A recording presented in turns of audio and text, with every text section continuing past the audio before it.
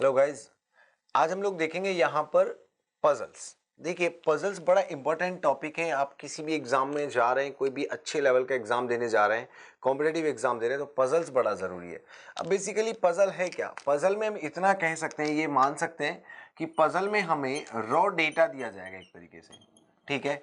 और ये जो रॉ डेटा मिलेगा, इसको हमें प्रोसेस करना है, या हम इसको कह सकते हैं कि हमें इसको क्या करना है, एक तरीके से अरेंज करना है। और अरेंज करने के बाद इस रॉ डेटा से हमें, यानी कि इस रॉ डेटा को किस में कन्वर्ट कर लेना है, इंफॉर्मेशन पे। अगर जब हमने ऐसा कर लिया तो अब इस इंफॉर्मेशन पर बेस्ड हमसे क्या पूछे जाएंगे, क्वेश्चंस, ठीक है। अब हमें क्वेश्चंस का आंसर तभी दे पाएंगे जब हमने इस डेटा को अरेंज करके इंफॉर्मेशन में कन्वर्ट कर लिया हो। अब देखिए, यहाँ से अगर मैं पजल्स की बात करूँ तो देखिए, पजल्स, कुछ पजल्स टेबल पर बेस्ड हो जाएंगी, कुछ पजल्स के लिए हमें मैट्रिक्स भी बनानी पड़ेगी, ठीक है। कुछ के लिए हमें सर एक सीटिंग अरेंजमेंट भी बनाना पड़ सकता है, या फिर कुछ और भी तरीके हो सकते हैं। कुछ पे फ्लोर बेस्ड बनेगा हमारा क्वेश्चन, ठीक है। कुछ बॉक्स बेस्ड पजल भी क्वेश्चन बनेंगे। तो ये सारी चीज़ें हैं। अब पजल का बेसिकली मतलब क्या है, जैसे हिंदी मतलब होता है पहेली। तो टूटी फूटी जानकारी हमें दी जाएगी, थोड़ी सी पॉजिटिव, थोड़ी सी नेगेटिव, ठीक है। और उसको हमें इन्फॉर्मेशन में बस जो है कन्वर्ट करना है, और बस यही हमारा यहाँ से जो है तरीका रहेगा पजल्स को सॉल्व करने का। अब जैसे हमने सेटिंग अरेंजमेंट देखा था, तो सेटिंग पे भी कोई बहुत ज़्यादा बेसिक कंसेप्ट नहीं था।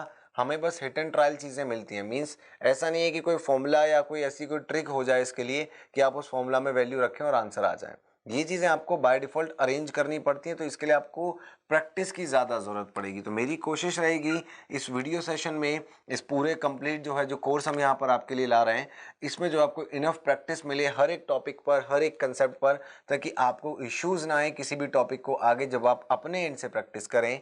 तो मैं चाहूँगा कि यहाँ पर नंबर ऑफ जो क्वेश्चन आपके लिए पूरे सफिशिएंट रखूँ।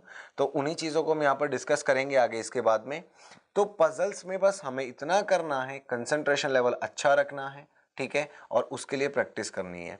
और बस जो इन्फॉर्मेशन जैसे भी दी गई है, हमें उसको कन्वर्ट करके, उसको प्रोसेस करके इन्फॉर्मेशन में ले आना है। जो रॉ डेटा था, ठीक है, उसको प्रोसेस करके इन्फॉर्मेशन, और उस पर बेस्ड 5 क्वेश्चन पूछे जाएंगे।